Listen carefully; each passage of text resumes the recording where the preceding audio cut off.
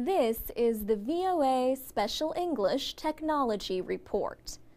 The Ford Motor Company built several versions of the Edsel from 1958 to 1960. Ford ended production of the car after just 3 model years because of weak sales. The Edsel has been described as a colossal failure. That is what the name has even come to mean in popular language. But the Edsel has also been described as a car ahead of its time. John Heitman is a history professor at the University of Dayton in Ohio and vice president of the Society for Automotive Historians. He says, "It was a car that was controversial in styling. Its horseshoe-shaped grille is still remembered today. The Edsel is kind of the example of the car that never caught on." Professor Heitman says the biggest problem was that the Edsel arrived around the same time as a recession. He says Americans were beginning to question their values. It's a really curious kind of economic episode. It was actually quite severe, but also rather short.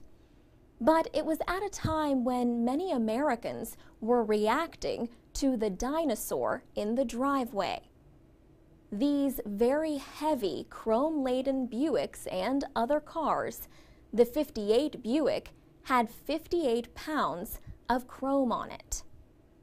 The Edsel was also a very heavy, very fuel-inefficient vehicle. Even so, some people say the Edsel's technology more than made up for what it lacked in looks and fuel efficiency. Shamrock Shelley Cleaver is the public relations director for the Edsel Owners Club in the United States. Mr. Cleaver has been a member of the club since it formed in 1969. He says the Edsel was the most modern car of its time.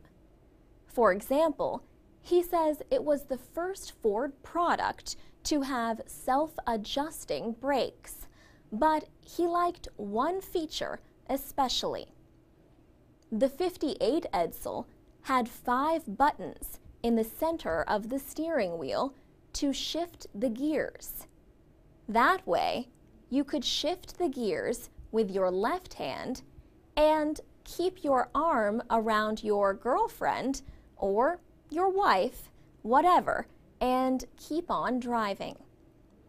Shamrock Shelley Cleaver made good use of that feature when he got married in 1958. He went on his honeymoon in an Edsel, with one arm on the wheel and the other around his new wife. The Edsel was named for Edsel Ford, the only child of company founder Henry Ford. Edsel was president of Ford Motor Company until he died in 1943. Today, the cars are considered collector's items. They can cost anywhere from hundreds of dollars to tens of thousands of dollars. For VOA Special English, I'm Alex Villarreal.